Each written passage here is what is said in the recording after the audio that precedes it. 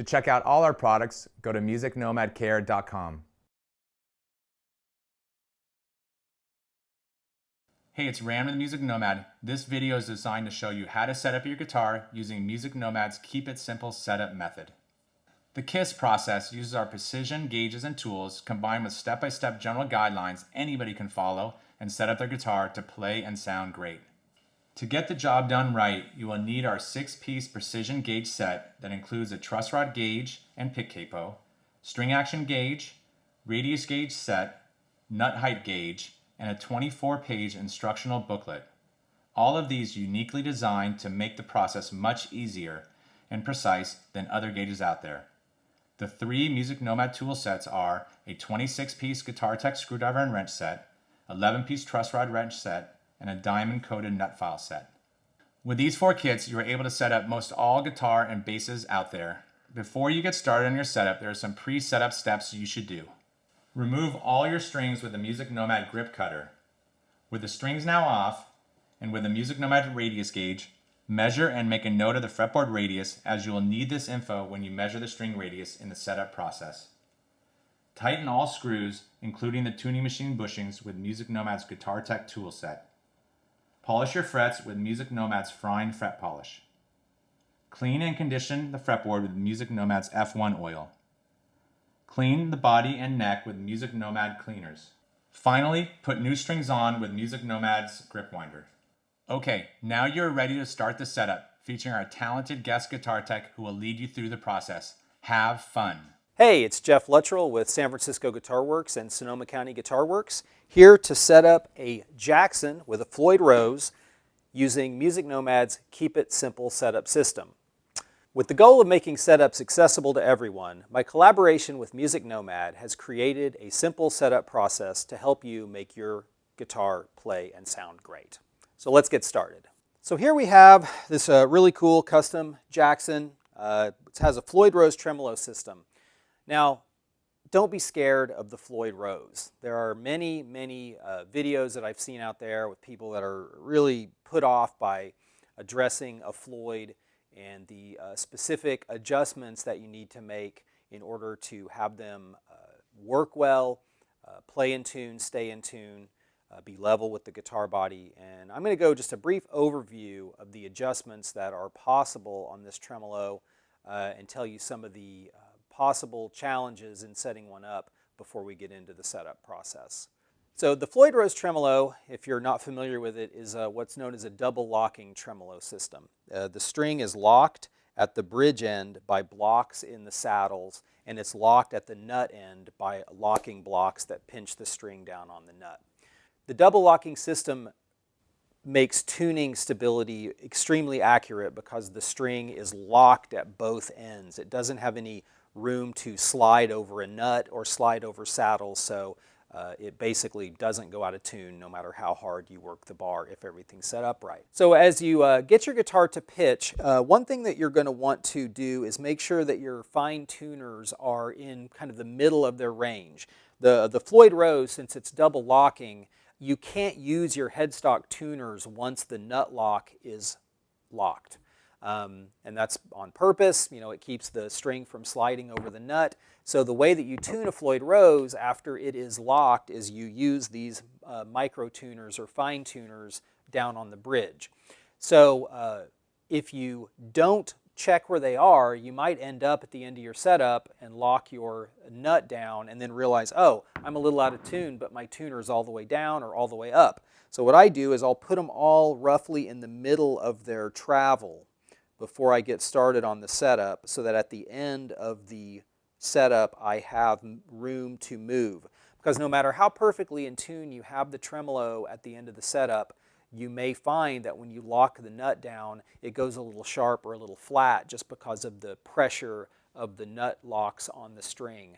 And at that point, you will need to do a little bit of fine tuning at the bridge, and you just want to make sure that you have some travel on those fine tuners. So some of the challenges in setting up a Floyd Rose tremolo are setting your tremolo height. Leveling the tremolo is done by adjusting the spring tension against the string tension. So we'll go over that when we get into the setup process a little bit more thoroughly. But you want the tremolo to be level to the body. Setting your bridge radius is a little bit tricky because you have to take off these individual saddles and put shims underneath them to raise them to the proper height in order to create the proper bridge radius. So you may find that your bridge radius is a little off. The low strings, you have to shim up the saddles. The strings that are higher, you leave alone. But you have to remove the saddles and put shims underneath in order to correct that radius. And then on setting the intonation, basically just you have to loosen the saddle set screw, and then by hand just move the saddle forward or backward, retighten it, retune to pitch, check your intonation again. If it's off, you have to loosen the string, loosen the screw, move the saddle, tighten, retune, recheck. So there's a little bit of a round and round on part of it, but I think that's showing a very linear process of getting through it. It's really not that difficult, and there's no reason to be afraid of getting into your FLOYD a little bit and getting that set up correctly. So I know I covered a lot just now on the FLOYD and its workings, but don't worry, as we do the setup process, we're going to break down each one of those steps thoroughly, so you'll have a really good understanding of how to break the setup of this tremolo down step by step, and you should be able to address it and have it come out playing and sounding great. So at this point, you should have already done your pre-setup steps, so we are now ready to move right into the setup on this guitar. So the FLOYD Rose setup process is going to be most like the fixed radius setup process in your setup guide. So with one exception, the FLOYD Rose is a floating bridge, so the tremolo can go up or down depending on how you pull the bar. If you get into your setup and leave the bridge floating, you're going to have to fight with the bridge coming up and down while you're tuning the instrument. And I think that that's what really throws most people off whenever they're trying to set up a FLOYD. When you loosen your strings, the tremolo drops back into the body. Now you string it up and you're tuning it to pitch and it's coming up and your strings are going out of tune. So there's a lot of round and round with just dealing with the fact that it's a floating tremolo. So what I do before I get started on the setup itself is I will make a block, or I will use some stacked credit card shims, or today I'm going to use some popsicle sticks. But I will make a block and put between the FLOYD Rose block and the body.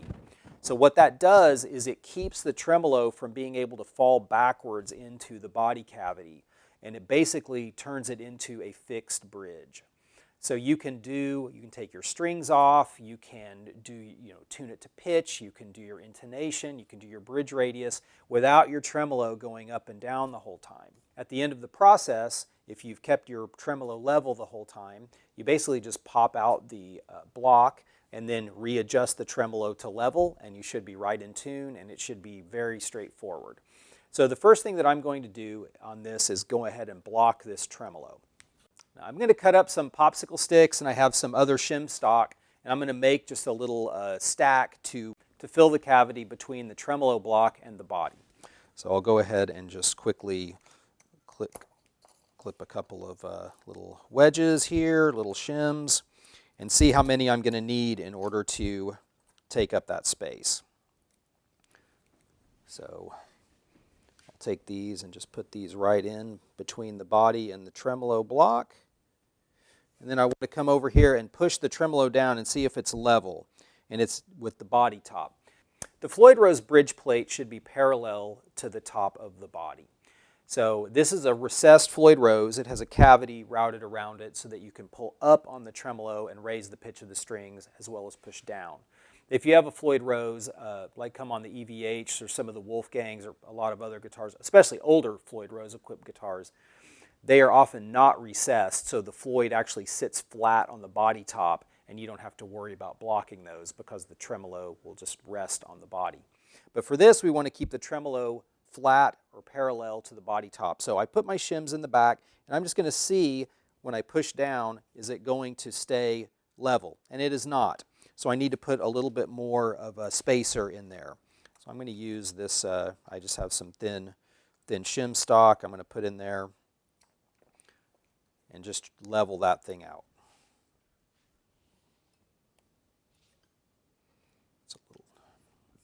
It's a little tricky on this part of it, but but we'll come up with something cool to solve this problem.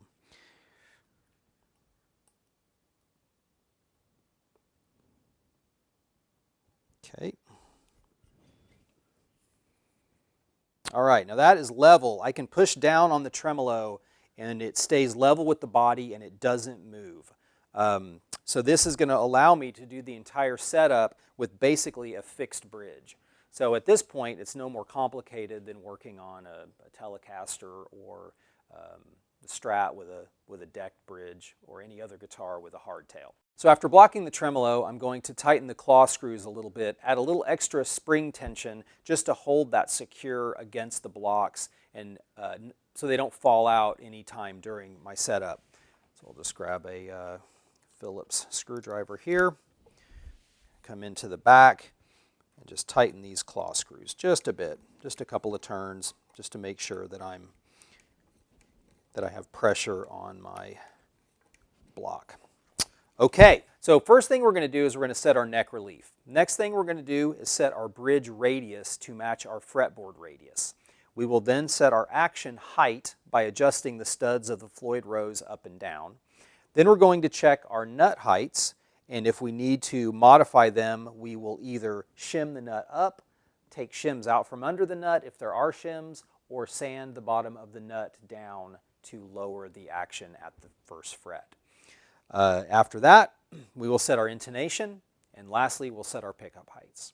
So that's the general flow of the setup. Neck relief, bridge radius, action height, nut height, intonation, pickups. Done. So the first thing I'm going to do is measure my neck relief. And to do that, I will use my pick capo and my truss rod gauge in order to determine if we have the proper amount of relief in the neck. So when you're measuring relief, what you're actually measuring is the straightness of the neck. So relief is the amount of convex curve in the neck. So if you imagine the string is straight, if the neck is bowed away from the string, it has relief in it. If it's straight, perfectly straight along with the string, it has no relief, so it's just a flat neck. And if it's bent backwards, so it's convex and humping up towards the string, it would be said to have back bow. So the way that relief is governed is by the truss rod and the strings. I mean, of course, the neck rigidity has something to do with it, but basically you have the strings trying to pull the neck up into a bow, and you've got the truss rod pulling the neck back against the string tension. So if you have a back bow in your neck, or your neck is flat and you want to add a curve to the neck, you loosen the truss rod, and that relaxes the truss rod and allows the strings to pull the neck up. If you have excessive relief, where you have a bow in the neck, you tighten the truss rod, and that shortens the rod and pulls the neck back against string tension. So that's the way the truss rod works. It's either going to be a headstock adjust, like this guitar and most American standard Strats, Les Pauls. Most guitars are headstock adjust. A vintage Fender would be a heel adjust. Some guitars have a spoke wheel at the heel. But whatever the case, you tighten the truss rod to remove relief. You loosen the truss rod to add relief. And you may wonder, why do you need relief in a neck? Well, the relief is necessary because when you pluck a string, it oscillates in an oval pattern. It's fixed at the ends, and the middle oscillates in the largest arc. I mean, it has some other whipping that goes on, but it generally oscillates largest in the middle. So by having a little bit of relief in the neck, you create a pocket for that string vibration to clear the frets. If you have a flat neck, you have to raise the action at the bridge in order to create that clearance, and you end up with low action at the first fret, but it gets much, much higher as you go up the neck. So by adding just a little bit of relief, you create clearance for that oscillating string, and it allows you to have a much more even playing action from the first fret to the last fret. So I'll take my pick capo, and I will put it over the E string, under the A string, and over the D string at the first fret. And what that does is it pushes the string down to touch the first fret. And that allows me to, with the guitar in the playing position, you always want to take your measurements with the guitar in the playing position, as the being on the neck rest will cause the neck to flex up and down and change your readings. The pick capo pushes down at the first fret. I will fret at the 12th fret with my right hand, and that's going to allow me to measure the gap between the 6th fret and the string. I'm going to go ahead and measure my neck relief. So I'm going to take my 6/1000 gauge, which is marked electric guitar, and I'm going to place it between the 6th fret and the string. And I have got a gap between the gauge and the string. So that means that I have too much relief. So I'm going to look at my gauge and see on my touch rule I have no touch between the string and the fret. So I'm going to turn my truss rod nut clockwise and tighten it to take relief out of the neck. One of the great things about the truss rod gauge and all the other gauges in the Keep It Simple setup is there are instructions on each gauge with how to use them and reminders about some of the techniques that you might use. So there's a nice instructional on how to actually use the gauge, and then on the other side of it is a legend for how to follow the touch rule. So if you put the gauge between the string and the fret and it's a heavy touch between those, it shows that you would turn your truss rod nut counterclockwise to add relief.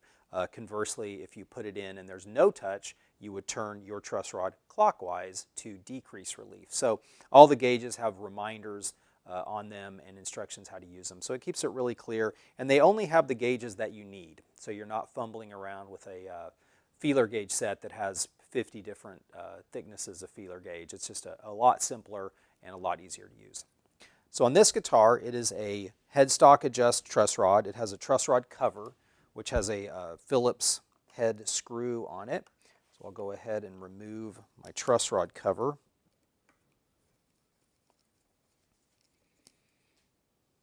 So this looks like a 4mm Allen head truss rod adjustment, and so using my MusicNomad truss rod tool kit, I'm able to get my 4mm. It has all the tools that you would need for just about any truss rod, from Gibson, Gretsch, Fender, all the import models. Everything's easily accessible in the kit here.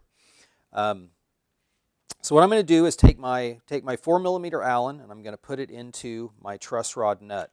And anytime you're adjusting a truss rod, you want to make sure that you have the wrench heavily seated into the nut. If you are unable, like I'm having some trouble getting it into the nut, so I'm going to have to loosen my strings and get them out of the way so I can move the wrench and get it into the nut properly. If you are impatient and you just try to do it anyway, you have a good chance of rounding out your truss rod nut. So just be careful. As long as the wrench is seated, there's really nothing to worry about. But if you feel like the wrench is angled or it's not going in well, just take a step back, get your strings out of the way, and make sure that the truss rod nut or the truss rod wrench is seated properly. So on the FLOYD Rose, we have a locking nut. So it has a metal nut, and it has 3 blocks on top that pinch the strings between the nut and the blocks and keep them from sliding back and forth through the nut slot. So what I need to do is loosen my middle block so I can get my D and G strings out of the way in order to be able to fully access that truss rod nut. So I'm going to grab a 3mm Allen from my Tex toolkit. It has basically all the Allens you would need for any guitar repair. It has Phillips screwdrivers, flatheads. It's super handy. It has a spanner wrench. It's really a cool kit all the way around. So I'm going to go ahead and loosen my block here. I'm going to take that off of the nut, and I will now be able to remove my pick capo for a second, and I'm going to be able to just move these strings up and out of the way. Now I should be able to access my truss rod. There we go. So now the wrench went in really well, and I'll be able to tighten this to the right to remove relief from the neck. I just gave it about 1/8 of a turn. The truss rod's fairly snug, but it's not so tight that I'm worried about it. Whenever you're adjusting your truss rod, if it feels like it just does not want to turn at all, you can turn it to the left to break it loose and make sure that it's not frozen. But don't just try to just crank it, because you could break it. Doesn't happen. I mean, maybe in 20 years I've seen 2 broken truss rods. So it's really not common, but a lot of people are worried about it, and you definitely want to be gentle. So now I've tightened the truss rod, and I'm going to remeasure my relief. So once again, back in the playing position, fretting at the 12th fret, my 6th thou electric guitar gauge at the 6th fret. And that is just barely touching that string. But I'm going to back it off just a touch. I think it's a little heavier touch on there than I would like to have. Okay, so now remeasuring with my 6th feeler gauge, I have got just the lightest scrape on the gauge, which is exactly what I want. It's not moving the string, but it's just exactly the right gap. So I'm done with my truss rod adjustment. I'm going to go ahead and put my truss rod cover back on now because the truss rod relief will not change by any of my bridge work. That's kind of the cool part about the way we order these steps, is that the step that you do will not be impacted by the steps that you do later. That's a common issue that I hear about a lot of the information out there, is you feel like you're chasing your tail. You know, I do this and I did that, but we'll just do it in a linear fashion, and once we're done, we're done. So I'm going to measure my bridge radius with my radius gauge, and what's cool about the MusicNomad Keep It Simple setup gauges is you have some instruction on the gauge, as with all the other ones. It shows that your string radius at your bridge is going to equal your fretboard radius when you're done with the setup. It shows to measure a 1/4 inch in front of the saddle. A lot of people ask, in my classes particularly, where do I put the gauge? Do I set it on the bridge or, up here by the neck? And you want to just run about a 1/4 inch in front of the saddle. And if you want to measure your fretboard radius, it shows to measure with your strings off and measure at the last fret. So there's just some good reminders on here, and the 2 gauges come in the 8 most popular fretboard sizes. So they're really easy to use and some helpful hints.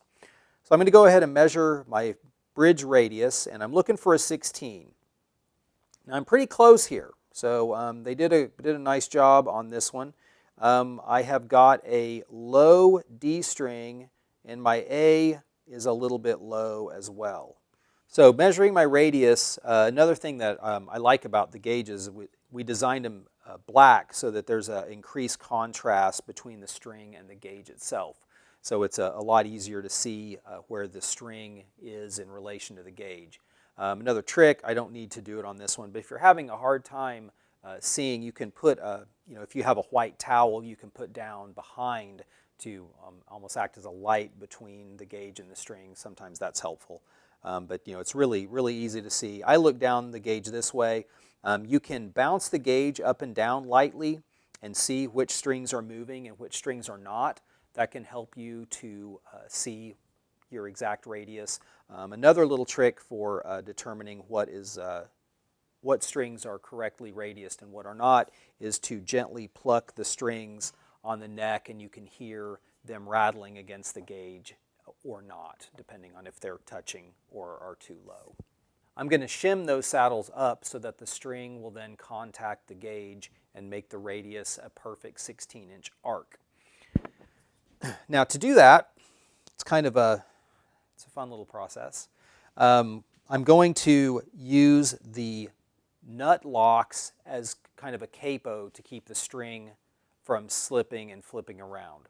So what I'll do first is I will take my 3mm Allen wrench, and I'm going to loosen my string lock. Now, since I want to shim up the A saddle, I need to take off the string tension because I'm going to loosen this 2.5mm bolt that's in the front of the saddle holding it to the bridge plate. I'm going to loosen that bolt, I'm going to remove the bolt, and then I'm going to put a shim under the saddle that will raise it up. I'm going to put the bolt back in, then I'm going to tune it back to pitch and check the radius again. So this is the shim that I'm going to use to shim the saddle up.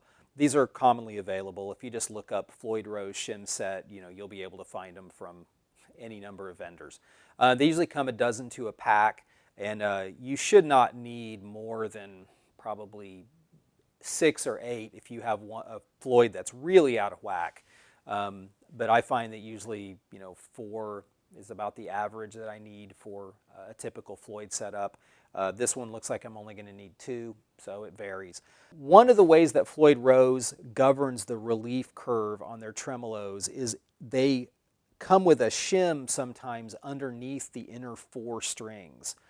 So if you have a Floyd and you measure the radius and it's really round, like say it's a 10-inch or a 12-inch, it should be a 12 from the factory, but if it's a 12-inch radius and you need to make it a 16, look under the inner four saddles because there could be a long bar shim that's raising all four of those inner saddles to make it round. So what you do is you take out that bar, it drops the inner four strings, and then it turns the radius into a 16. So, or roughly a 16. So this has no bar underneath the inner four saddles. I can see that. So this is set for a 16. It's just not quite perfect. So to put my shim under the A saddle, I'm going to loosen my A string. And I'm going to loosen it until it's pretty floppy. And then I'm going to tighten the nut lock. And so now my string is not getting pulled back by the tuner. It's floppy and loose, and I don't have to really worry about it. Now I will get my 2.5 millimeter Allen wrench and loosen my lock screw on the front of the saddle. And I'm going to take this all the way out. So now my saddle is loose. It's still captured by the lock, the string lock screw, but I have access to the underside of the saddle now. So at this point, I'll take my little shim and I put it underneath the saddle.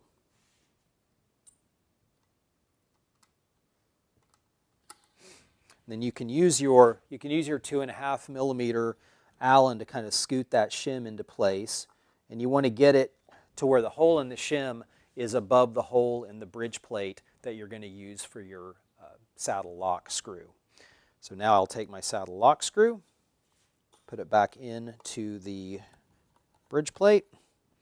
Now actually we'll get to intonation down the road here, but I can already tell that this saddle's too far back and the screw is preventing it from coming forward, so I'm going to move up to the next hole in the bridge plate. The Floyd Rose bridge plate has 3 locating holes for the saddle. So if you need more travel moving forward, you might have to move to the forward hole. If the saddle needs to go farther back and then the screw isn't contacting the saddle, you might need to move the screw back a hole or even 2, depending on where the bridge is placed on the guitar. So I'm going to tighten down my saddle screw. You want it nice and snug. You don't want to obviously strip it or break it, but it does need to be tight because it needs to keep that saddle from sliding forward. So once I've done that, I'll go back and unlock my string lock. Okay, so now I'll tune my A string back to pitch, and I will remeasure with my radius gauge. So now putting that on there, yeah, that brought that A string up to touch the gauge. My D is still a little bit low, so I'm going to go ahead and do the same thing to the D string. So I'll put my nut lock back on that I had taken off to access the truss rod. So I'm going to go ahead and loosen the D. I'm going to tighten the nut lock to keep the string slack. Use my 2.5 millimeter Allen to loosen the saddle lock screw. Grab my shim, put it underneath the saddle. That's now loose. Whoop. A little tricky sometimes, but should be able to get it in there without too much trouble. There we go. Slide that back until the hole is right above the hole in the bridge plate. There we are. Put the saddle locking screw back in. Snug that up. Unlock the nut again. And bring this back up to pitch.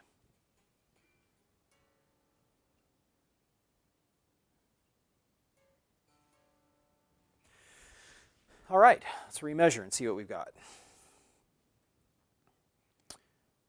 Yeah, it looks really good. So that's dead on 16-inch radius. Now, if the D was still low, I would put another shim under it. You just keep shimming them up until they match. I've had some guitars that you may need 4 shims under one of the saddles. I've also had instruments that come in where you have one string that's just too high. You have basically a perfect 16-inch radius, but the B is too high or the D is too high. What I do at that point is I'll take the saddle off. You take out the string lock screw, you take off the saddle locking screw, and you have to sand the bottom of the saddle down. So I use a belt sander and just take a little bit of material off of the bottom of the saddle. Usually there's some stamping marks underneath, some little dots or something that you can use to gauge how much material you're taking off so that you don't make the saddle slanted or take more material off one side or the other. But you take that saddle down a little bit, put it back on, remeasure. If you go a little too low, you can put a shim under it, so it's not that big of a deal. But if you have one that's out, you could shim the other 5 up, or you would take the high one down. So if you don't have access to a sander and you do have a shim set, it's just going to take you a little bit longer, but you could just put a shim under the other 5 saddles and just bring them up to that level. So those are kind of the 2 options. But you should be able to get it pretty close. I mean, the shims are a specific thickness, so you may not have every string perfectly on the gauge, but it's going to be within just a couple of thousandths of an inch. So you should be able to get really, really close that way. So when you put the shim under the saddle, you can't really mess it up. It's the same width as the saddle, so it's going to drop right in between the 2 saddles, and it has a hole in the saddle that the screw has to go through.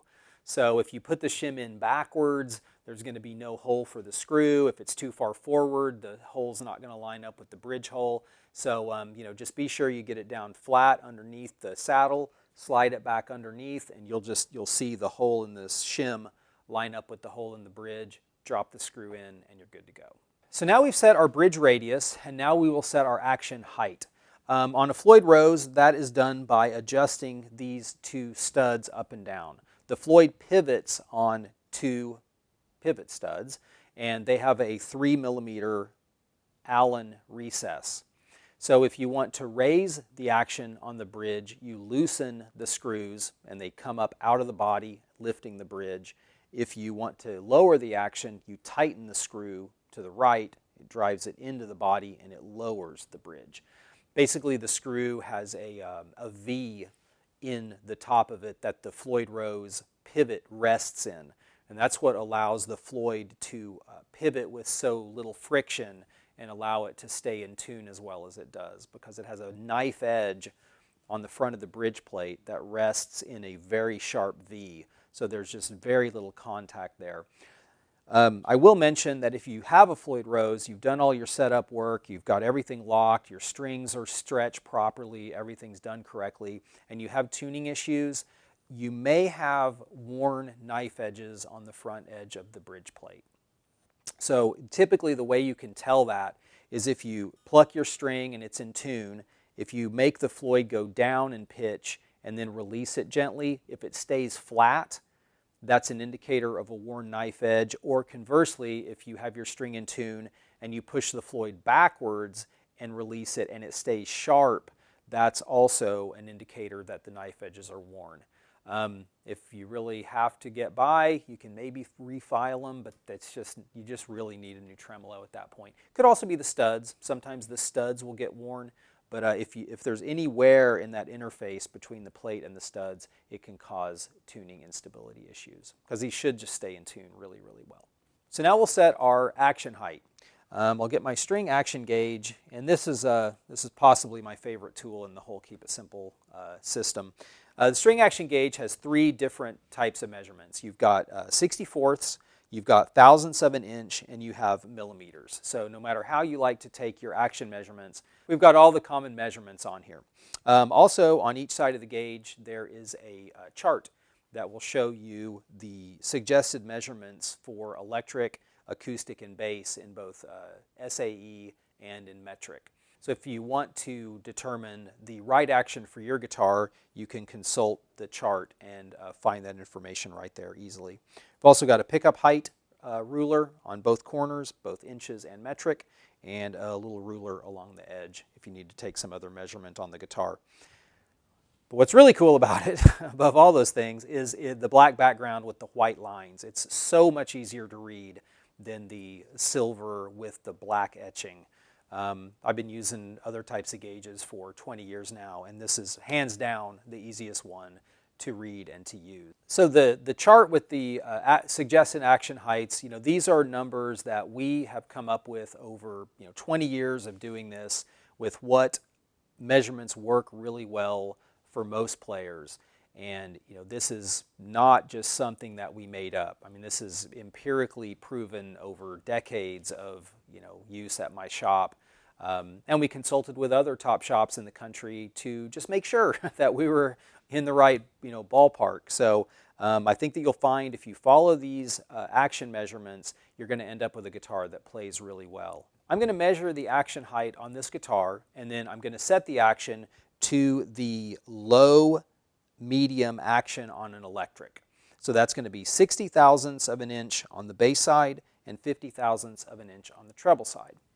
Now the way that you measure your action height is with the guitar in the playing position, fretted at the first fret. You take the gauge and you put it behind the low E string at the 12th fret. So what I'm going to do is I'm going to look for what line on the gauge corresponds to the bottom of the string at the 12th fret. So what I like to do is I'll put my 20 thousandths line, I'll put it right on the 12th fret, and I can see that's well below the string. Then if I just scoot my gauge to the left, my 30 thou line gets a little closer, my 40 is a little closer, and I can see that this low E string is sitting right on top of my 50 thousandths line. So I'm at 50 thousandths on the bass side. And I'm going to want to be at 60, so I'm going to bring it up a little bit on the bass side. At the same time, I'm going to measure on my treble string, and I am sitting at about 45. It's at the bottom of my 50 line. So I measured this at 45 thousandths on the high E and 50 thousandths on the low E. So I'm going to raise this bridge up a little bit to bring this action up to our low medium action, which is 60-50. That's a great just baseline action for electric guitars. It's going to play cleanly. It's going to be easy and comfortable to play. I mean, if you really hammer it, you could get it to buzz, but most players, 60-50 is a real sweet spot for a well-playing and great sounding guitar. So I'm going to bring my action up to 60 and 50, have my 3mm Allen wrench, which fits into the stud here, and I'm going to turn that counterclockwise and raise the action. I'm just going to turn it up about half turn on each side and remeasure my action. So now I'm almost at 60, and I am definitely I'm a little over 50. So I'm going to drop back down on the high E by turning it to the right. I'm going to come up on the low E by turning it to the left.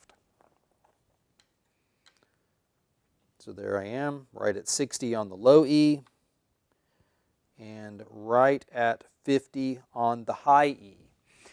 So this is the time where you, as the player, would play your guitar. You would just play up and down the neck. You would see if the guitar plays cleanly. You make sure that you can bend. You would make all the things you do, whether it's a heavy power chords or light finger style. You just make sure that your action height works for you at this height.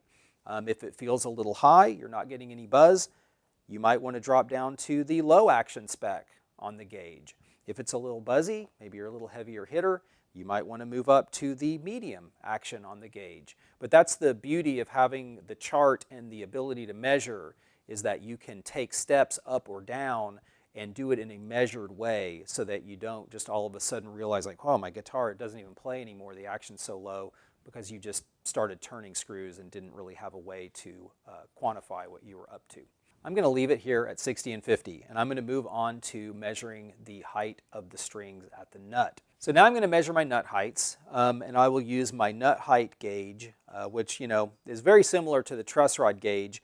You have on this one the most commonly used nut heights for electric guitar, acoustic guitar, bass, and classical. They're all clearly marked on the gauges. You have a legend with the touch rule that shows you what to do if the gauge touches the string or if it does not touch the string. So what I'm going to do is use my 20 thousandths gauge right now to measure for low E and A on guitar. So these gauges are cool for a few reasons. They have only the gauges that you need. You can go down and you can buy a set of feeler gauges at the auto parts store, at the hardware store. There's a lot more gauges than you're going to need. They're usually covered in oil, and there's no guidelines on them for how to use them. So these show you how to use the gauges, and they are also marked with each string that the gauge will be used for. We've also provided, in addition to the three most commonly used sizes, 20 thousandths, 18 and 16 thousandths, we've also provided a 14 thousandths and a 12 thousandths if you want to try to go a little bit lower on your guitar. Maybe you're a really light picker, you like really low action. You can experiment and go a little bit lower. As long as your open string doesn't buzz, you haven't gone too low. So if you're a real tinkerer and you like to kind of push the envelope on your setup, you know, definitely try stepping it down. But once you get to the point where it buzzes, you're going to have to fill that nut slot or make a new nut. So, you know, just be careful. But we have provided the gauges to give you that option if you want to try to go a little bit lower. FLOYD rose nut measurement is a little bit different than a regular bone nut or plastic nut. On a regular nut, say on a Les Paul, Strat, whatever, you can individually file each slot. So if you have, you know, one's too high, the others are all right, you can just bring that one down. The FLOYD nut, you cannot take individual strings down. It's a fixed radius at the nut. You may not be able to get all 6 strings perfect on a FLOYD rose nut.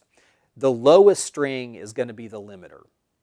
So if your D string is at the right spec or even a little bit too low and your A string's a little bit high, you're just going to have to live with that high A string because you can't bring the whole nut down because the D's already too low.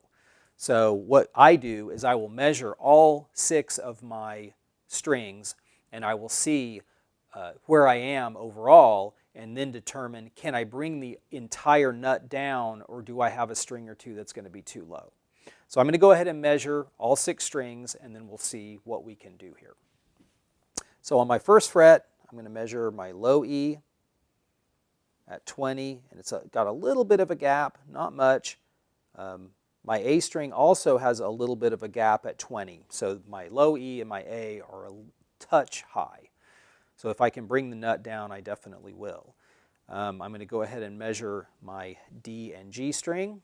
So I'll go ahead and slide my gauge in from the bass side for the D. It's definitely a little high on that D.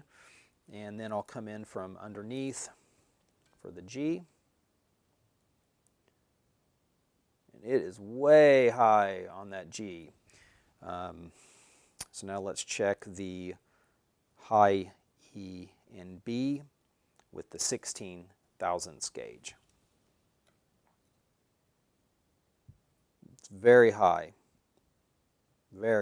on both of those strings. So we've got the whole nut is high, but particularly the high side. So what do I do? Well, hopefully I'm going to loosen these strings and take the nut off, and I'm going to find that there's a shim under the treble side. That would just be the easiest thing. FLOYD Rose makes specific shims that go under the nut. They look kind of like a little E. They slide under the nut, and they have cutouts for the screws that go through and hold the nut down to the neck. Often we'll see, you can cut them up, and you could put a piece under just the treble side or just under the bass side if you want to, but they're made so that you can lift the entire nut or take them out and drop the entire nut down. But we often will cut them and just use one under one end or the other in order to get the height exactly right. So the way that you adjust the height on a FLOYD Rose nut is you either shim it up or you take shims out to bring it down, or if there are no shims, you have to either sand the bottom of the nut to lower the nut overall, or you have to take wood off of the neck to lower the nut down. So you can see that it can get complicated fairly quickly if your nut is high and you don't have any shims underneath it. So let's go ahead, take off the nut locks, and we're going to remove the nut and have a look and see if we have some shims underneath it. So keep my fingers crossed on that one. So using a 3mm Allen wrench, we're going to take off our nut locks.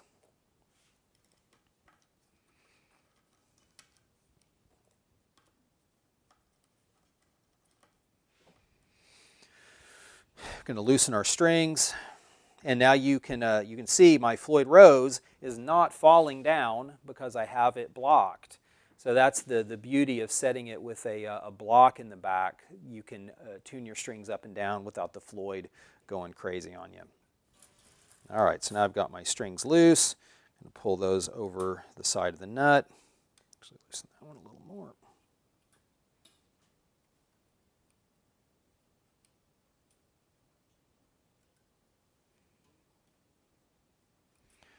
Okay, I'm going to keep those bits out. I'm going to use an Allen screw. I will be using a Phillips head screw to remove these two screws that are holding down the nut. And I can already see that I'm not going to get lucky on this. I can see through the string lock holes that there are no shims under this nut. So I'm going to need to sand the bottom of this nut down. I'm going to use a belt sander to do that. The other option that I talked about was taking some wood off of the nut shelf.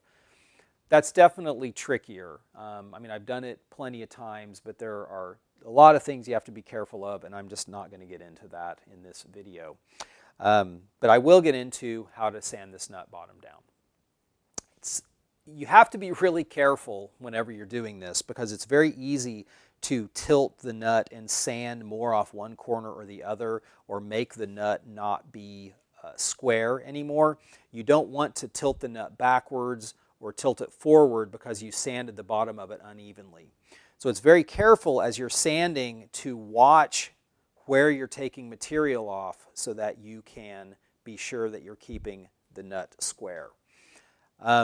The nut gets hot while you're sanding it, so having either a glove to wear or having a bowl of water beside your sander so that you can put the nut in it to keep it cool.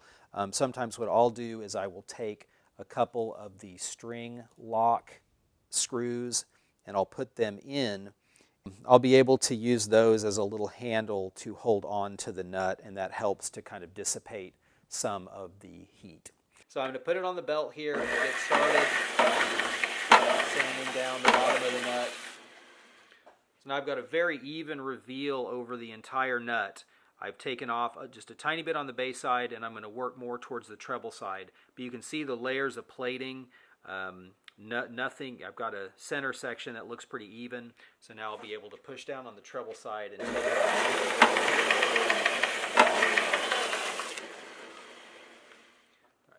go. It's starting to get a little warm.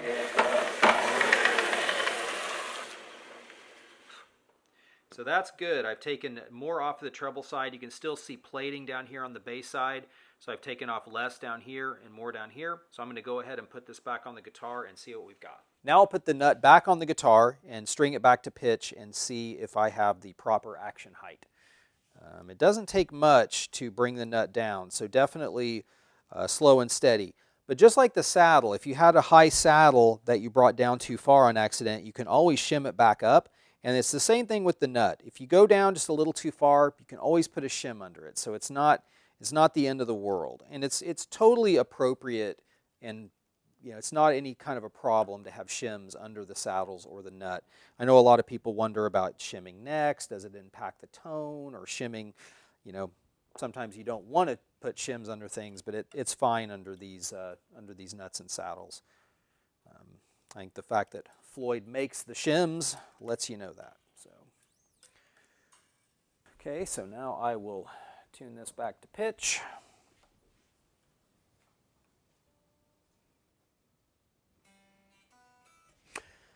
Okay, let's measure our nut heights again. So back in the playing position, the biggest offender was our high E side, so I'm going to measure at my 16, and yeah, that is good. It's scraping a little bit on the string, but just barely. My E and my B look really good. There's no gap there. I'm going to come back around and measure on my low E side. Took a little bit off on that, just getting the finish off the nut. Oh yeah, now that's perfect. That's got no click, and my A looks good. There's no space there. Not that I can do much about it, but I'm going to go ahead and measure my D and G and see if I got those pretty even as well. Yeah, there's a tiny, tiny gap on the D.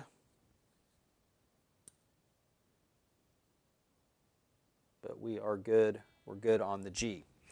So that brought that right into spec with just a little bit of sanding on the bottom.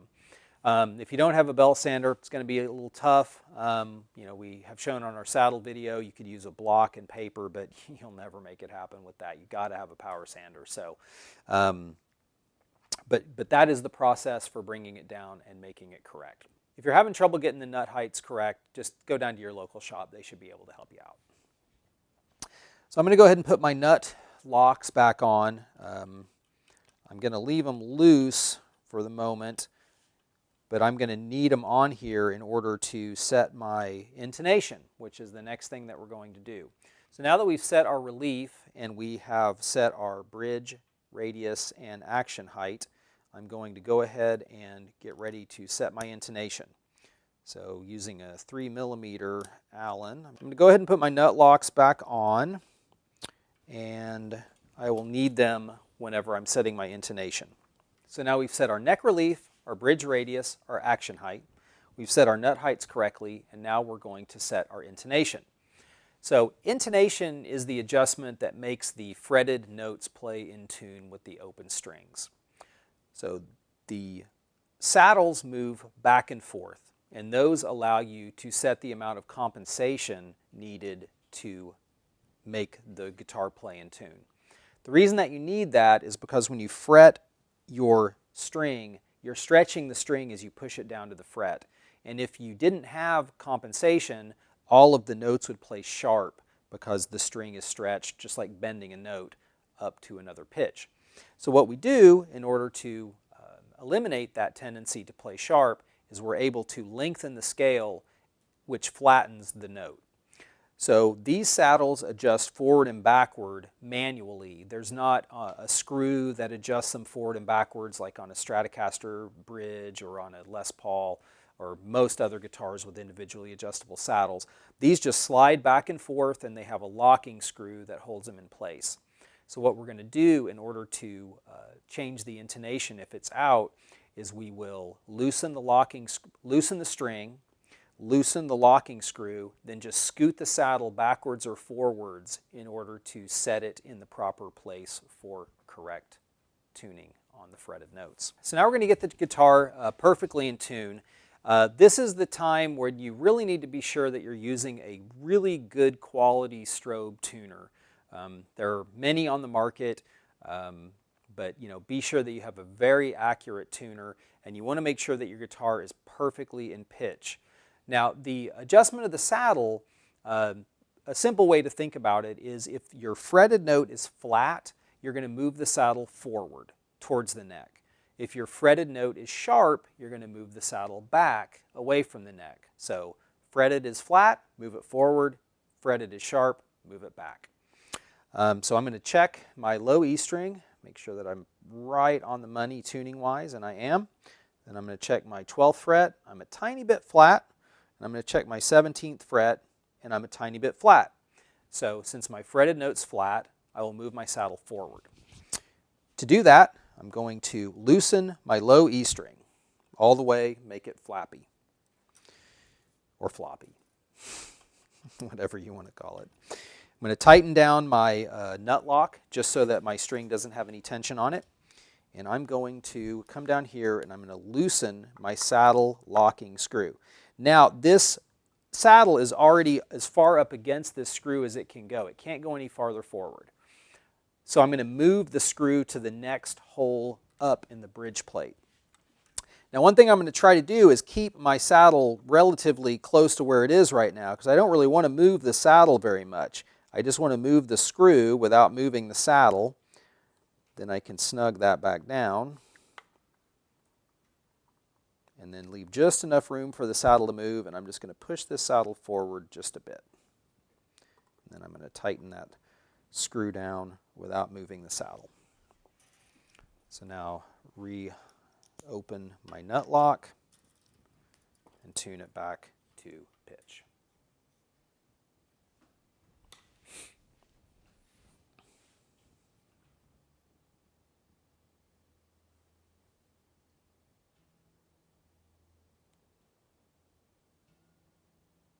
Okay, right on the money and right on the money. So let's see our 17. Yeah, it looks really good. The thing with strobe tuner is, you may have a tiny bit of scrolling, but you would never hear that. You're looking for an even scroll. That's definitely going to be too flat. But if it's just barely shifting, it's not anything to worry about. I mean, this is very, very good. So now I'll move over to the A string. If you can get it perfect, definitely do that. But if it's barely moving, no sweat. So there's my A string, right on the money. Actually, it's a tiny bit flat. There we go. That is perfect. My 17th. It's very good. It's a little bit flat. I'm going to double check actually it's a little flat at the 12th and at the 17th. So I'm going to do the same thing I just did. I'm going to loosen my A string. Going to lock my nut lock. Loosen my saddle locking screw. And I'm going to move the saddle forward just a bit. Like I'm probably moving it like a 32nd of an inch. I mean, if it's grossly out, you're going to need to move it more. But, I would start with small increments and go up from there. So unlock my nut lock. Get it back in tune.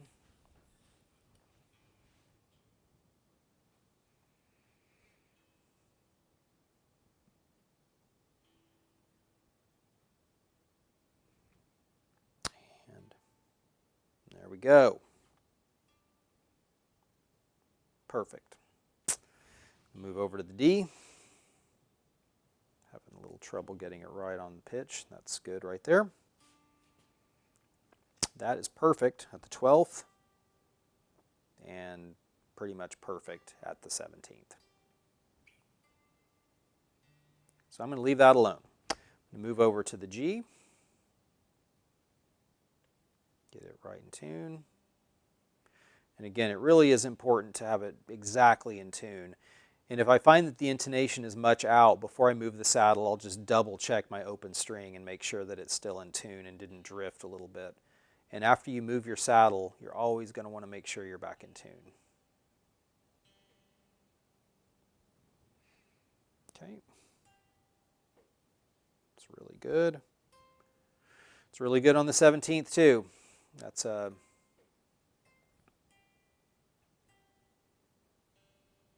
good as you could ever hope for.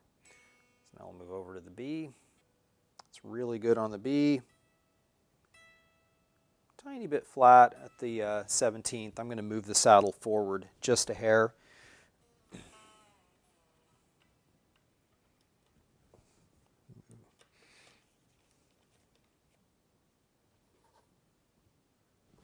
I don't think that was anything that would have been audible, but again, if you can make it perfect, you might as well.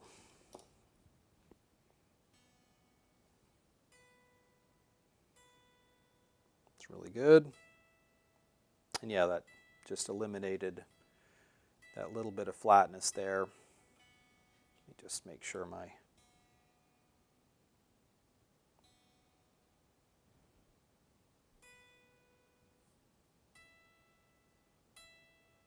Yeah, that's really good. Last but not least, high E string. It's great on the 12th fret. It's pretty much perfect on the 17th as well. So that is correctly intonated now. So you should be able to play, chords all the way up the neck. If you're playing, octaves, double stops, whatever, high up the neck, you should be right on the money in tune. So now we're done with the playability part of it. We can lock down our nut locks. We've done neck relief, bridge radius, action height, cut the nut correctly. Now we've set our intonation. So the guitar is going to play in tune, it's going to stay in tune, it's going to play great.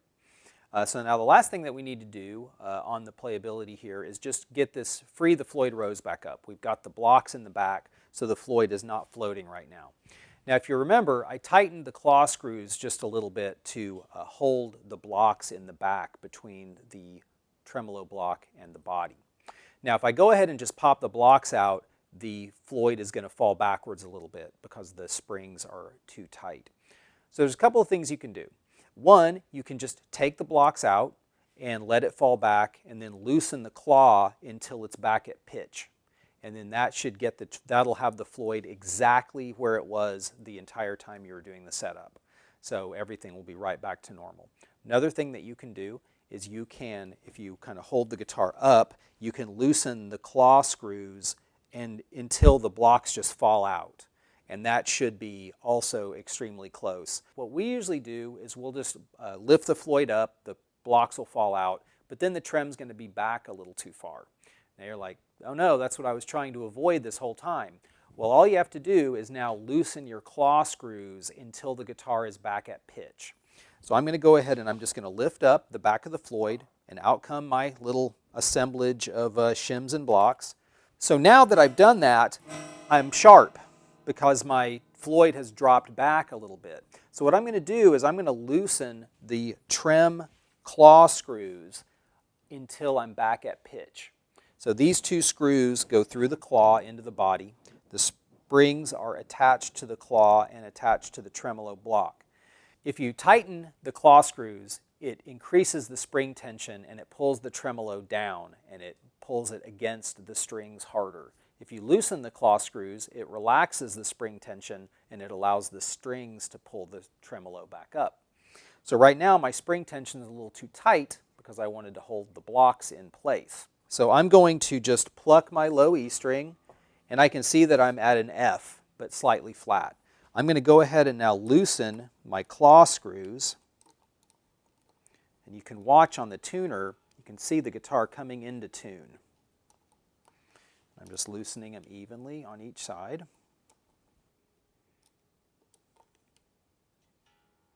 And now I'm right back in tune. So now the guitar is at pitch. I'm going to go ahead and just give the FLOYD a little wiggle to make sure that everything's seated. Now I can go back through.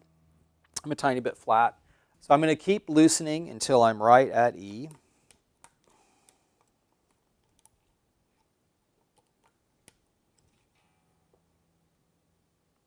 And that is very close. My FLOYD is level. I'm going to go ahead and lock my nut lock at this point, and I'm going to do my final tuning with my fine tuners at the tremolo. And then this thing will be ready to shred. Or to play jazz on, if that's what you do with it. All right, so I'm a little sharp, a little flat on my low E, so I'll use my fine tuner just to bring that into pitch. My A's right on the money. D's looking really good. G's good. B's a little sharp. E was a little sharp. So now once I've done my final fine tuning, I'm just going to give the trem just a little wiggle there, and then I'll just check my tuning once more just to make sure, because everything sort of settles in and gets seated. And yeah, it needed just a tiny tweak on a couple of the strings.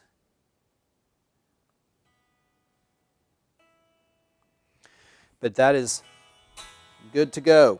And you should be able to use this tremolo as hard as you want without it going out of tune. So we've ended up with the tremolo parallel to the body top with a minimum of fuss. That's the reason that we use the block in the back to keep the tremolo stable. So we're able to do the entire setup without having to mess with this tremolo dropping down and coming up every time we made an adjustment. So now that we've covered all the playability, got this thing playing super sweetly, we're going to adjust the pickup heights. So if you reference in your booklet, you will find on page 21 a recommended starting point for pickup heights. On a humbucker, which this guitar has humbucker pickups, we're going to use 1/16 of an inch away from the strings on the bridge pickup, and we're going to use 3/32 away from the strings on the neck pickup. So these pickups are body mounted. They have screws that go into the body as opposed to a humbucker ring like on a Les Paul or hanging from the pick guard. So they get adjusted by using a screwdriver down in these little cavities on either side of the pickup. I'll tighten the screws into the body to lower the pickups. I will loosen the screws to raise the pickups. These probably have foam underneath them. They feel pretty rigid. Sometimes if you have foam under pickups and the foam hardens as you loosen the pickup, it won't really come up. It'll just get loose. Then you have to pull the pickup and put a new piece of foam underneath. If they have springs, then that obviously isn't a problem. So I'm going to grab my string action gauge and I'm going to use my little pickup height measuring tool here on the corner. So I'm going to measure the pickup height away from the string and I'm going to set it to 1/16 of an inch. So I'm going to fret at the last fret and measure here, and I'm definitely a little too close. I'm going to measure my high E, and I am also running a little bit close on that. So I'm going to take a Phillips screwdriver and I'm going to tighten the screw to lower the pickup. All right, so I've taken that down. I'm going to fret at the last fret. And that's right at 1/16 on the bass side. And it is right at 1/16 on the treble. So now I'll set my neck pickup to 3/32. And I'm going to measure that. That actually is right on the money on the bass side. And I'm a little bit close on the treble side. So I'm going to go ahead and tighten that down a little bit. And then I will listen to the pickups and see how the balance is between the two. Okay, that's good. So now that I've adjusted the heights of the pickups to spec, I'm going to listen to the pickups and see how they sound. Now these are just starting points. I mean, you're probably going to be pretty close, but if you find that one pickup is louder than the other on your rig, just lower the loud pickup or raise the quiet pickup. It's up to you. So I'm going to go ahead and turn on my little lamp here. So now I'll listen to make sure my tones are up. I don't know what this, oh, that's just a kill switch.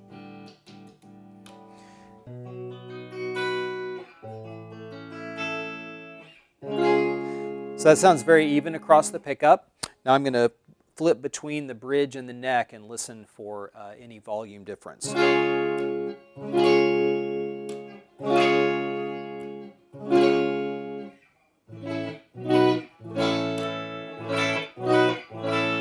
The bridge pickup sounds a little louder to my ear, so I'm going to go ahead and raise the neck pickup just a bit.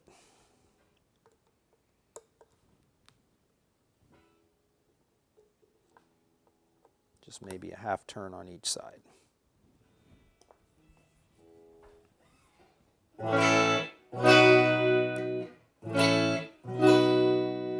And that sounds much better. So on this amp, right here, they sound very even. The specs work really well on this guitar. Pickups are very even, but if on your guitar you find the neck pickup a little loud, just lower it a little bit. If you find the bridge pickup a little loud, lower it or raise the neck pickup. So it really is all about your ear. If it's too loud, lower. If it's too quiet, raise it. All right, so we are all done, and I hope that you can see how the design of all of the gauges work together with the methodology of the setup to keep everything simple and linear, so that you're able to take all the measurements of your instrument from neck relief to nut height to radius, and with the methodology, use a very linear and logical system in order to set your guitar up so that it plays and sounds great for you. Now, the gauges are useful not only for doing the setup, but also for troubleshooting and diagnostics. On this guitar, you may not have the ability to sand the bottom of this nut down, but with the gauges, you can measure and determine, does the nut need to be sanded down? And then you could get it to the appropriate professional to have that adjustment made. So you'll be able to assess your own instruments and then either fix them yourselves with the gauges and tools or take them to your local shop and have them help you out. So the linear process that we use keeps everything simple. You can see that the FLOYD Rose adds a layer of complexity just due to the shimming of the saddles and the possibility of shimming or sanding the nut, but the steps remain the same and should be easy to follow and useful to get you to the final result of a great playing guitar. Well, hey, I really appreciate you taking the time to watch this video. I've been setting FLOYD Rose guitars up for a long time, so I hope that some of the information in this has been useful. So stay tuned for our other videos and have fun doing your setup. For detailed videos on how to use each gauge during the setup process, please visit musicnomadcare.com for all our how-to videos.